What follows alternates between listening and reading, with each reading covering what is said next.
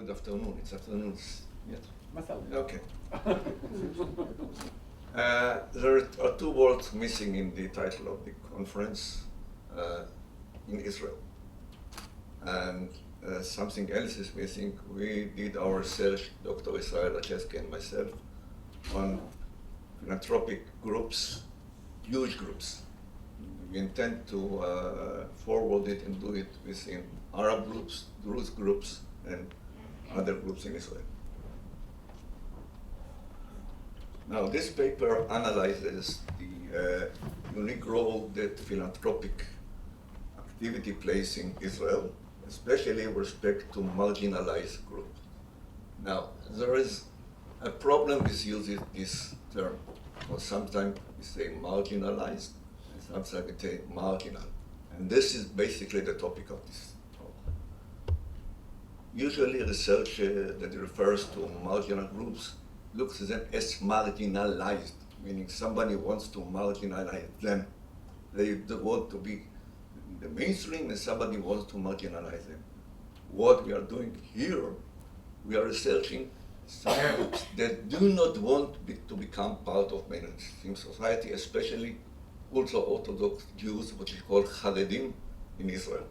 And we will refer to it later on in the topic. What we did, my colleague, and actually the initiator of this research, Dr. Israel Rachevsky and myself, we examined the establishment of philanthropic organizations for the benefit of Jewish marginal groups in the state of Israel. We are heading towards another phase of this. We are going to check how did the organization develop, and we have got also, because the interview we made, some stuff on how did the Corona period influence those philanthropic groups, but that is for the future. Now I'm presenting what we did until now.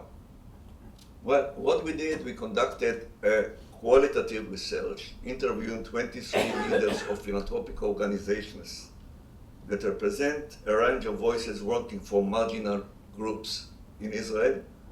The focus of our analysis was on the motivations and method behind the creation of those philanthropic organizations and the environment surrounding them.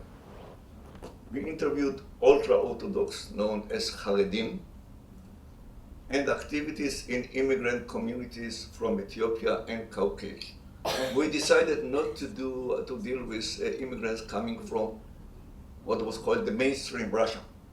We decided to go on those that are not accepted both by Israeli but also by people who came from Russia themselves. So they're in the margins as well while immigrating and while being accepted in Israel.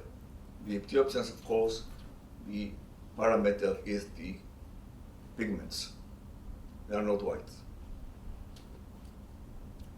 Now, existing research on a group facing marginalization by governing bodies of society. This created a narrative. This narrative suggests that marginalized groups' arguments are organizations are formed in reaction to the discrimination of the country or the one that tries to block them. We argue that when analyzing marginal organization, a deeper investigation to the creation of these institutions is needed. We offer here a new way of categorizing those philanthropic organizations in marginal groups. Now, we identified altogether 3 types of organizations in marginal groups. The first one we call conserving organization, meaning organizations that want to stay as they are. We don't want Haredi Jews to become part of the secular Israeli society. They are aiming to preserve a cultural enclave. This organization would reject cooperation with government body, which is not totally true because many of them get funds from the Israeli government, but this is when the organization developed. We are talking about their creation, and we will look into it in our further investigations. This is, they take this policy because they are fearing that the acceptance of funds from the government will endanger their uniqueness. The second group is the opposite. They are socially inclusive organizations. They want to become part of society, but the Ethiopian Jews, because they are black, have problem with it, and etc., etc. They are aiming to integrate into the social and cultural mainstream, but they would restrict their cooperation with the government bodies, insisting that the organization that will lead those groups into Israeli society is made up of their own people. They are not accepting leadership coming from the government, but they want to do it themselves. And the third one, like every modern car nowadays, it's hybrid. It's part of both. We are talking about hybrid organizations aiming to integrate into the social mainstream while conserving some cultural uniqueness. Now, we try to find out some parameters how to check it. And we identified 6 main parameters. The first one is motives for establishing philanthropic organization. And we are talking mainly on social motive, because we've got also personal motive. Because if somebody organizes the group, he's got sometimes his personal motive, but we refer mainly to the social motives or the cultural motives. Now, cultural enclave organization, the first type of organization we identified, seek to preserve the relevant group and provide for its immediate, sorry about the mistake, we didn't need that V, for its immediate and specific needs.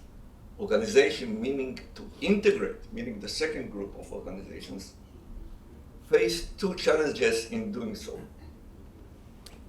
They decide that we are not going to deal with the old problem. We are going to identify specific things that we have to help our community. And these are mainly nurturing young immigrants for leadership and coping with prejudice toward those young people, because they suffer more.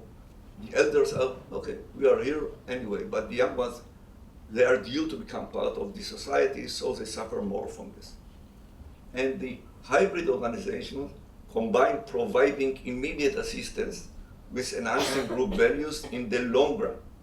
Only cultural, from all those groups, all the cultural organization, meaning the first one, those enclaving, discuss their personal motives. The second and the third group said, we don't have any personal motives. But those that look about trying to keep ourselves apart, we talk about personal reasons, but we are not dealing with in this presentation. The second parameter was what was their intentions at the time of establishing a philanthropic organization. Here indeed, again, we see differences. Cultural enclave organizations seek to provide economic aid and or cultural solutions, both. Meaning, we'll give you money, but we also give you ways how to cope with being different in a country.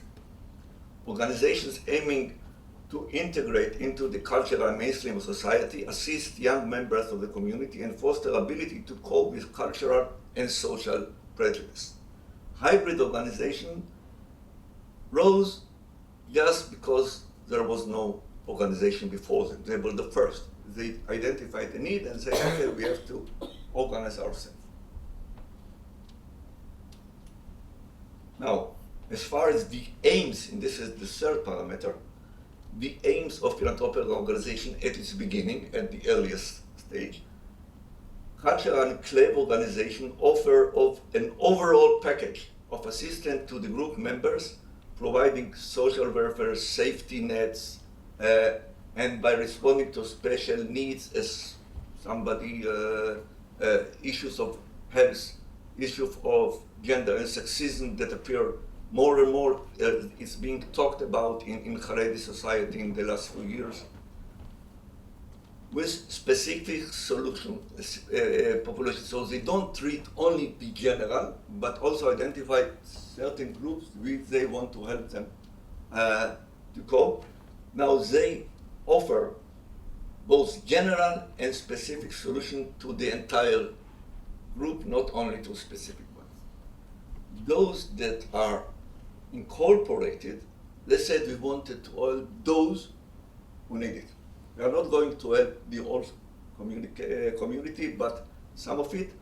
And this is empowering those in the sense when they drop out of schools and finding employment to Ethiopian immigrants that don't find work after they finish university, etc., etc., etc. So they identify specific aims and they do it. Hybrid organizations tend to enhance sustainability skills and advance core values, but they are not specific. So if you need assistance in building a business, come to us and we will assist you. The third one is what were the original benefactor or customers. Israel is an economist, so he talked about customers, but then we said maybe we will talk about beneficiaries. So anyway, the cultural enclave organization addressed the need of the community members both nationally and locally. They are trying to cope with issues both in a certain place and in the whole country. Incorporating organizations engage with community members, mainly those who need it. They are not giving solutions to the whole community because they said the whole community will finally become part of society. And hybrid target specific organization. What they do, for example, Haredi, they come to a certain place that is not inhabited by Haredi. And they try to find, okay, who could we enlist to join our community? So they do some seeking of new population to put in their community. And the next parameter was mapping the organizational communal environment, meaning were there or were not there any previous organizations existing in those places. Now, prior to the establishment of the cultural enclave, philanthropist organization existed. It was organization doing charity work. Philanthropic organization, as some of you that were in a course this morning and the whole week, we talked about it, it's different. Philanthropic organizations don't want to do charity. Charity wants to sustain society, to help society. Philanthropy wants to change it. So it's a different situation. Now, this corresponds with a claim that we find in the research in America and other places that philanthropic organizations appear out of charity organizations, but only those who look to still be separated, to be culturally enclaved. Incorporating organizations, hybrid, have no precedent. They usually didn't have any organization existing before they came to be, and those are new organizations. And the last one was what was their interface with other organizations in their surrounding. Meaning, if there were organizations, and we refer both to governmental or official organizations and communal organizations. And we found that they didn't have any interaction, the cultural enclave, with other organizations, especially not with governmental ones. This, of course, changed during the existence of, because they needed money and they knew how to cope with it. But at the beginning, they had no cooperation with them. incorporating hybrid organization had interactions with surrounding environment, both on the governmental, quasi-governmental, and municipal levels, because they want, in fact, to become part of society, so it's no problem there. Now, let me go to a conclusion, and you cannot say that I can do it very fast. No.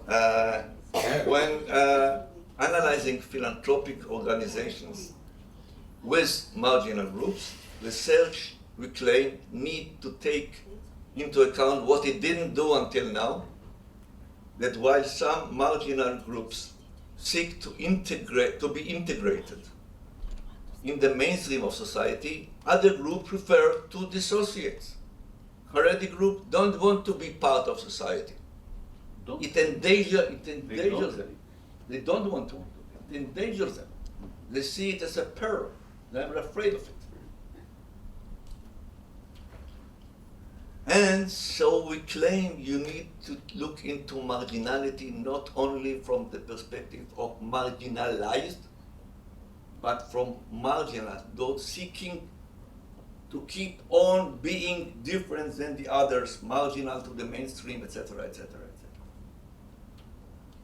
We hope, we intend to broaden this research to other groups in Israel. We are now seeking funds for doing it with Druze communication in Israel, and later on with Muslim organizations in Israel. We suggest, to sum up, that our method of investigation may be useful for researching philanthropic organizations working with marginalized groups and with marginal groups within the greater society. As we say in Polish, dziękuję. Good luck. Thank you very much.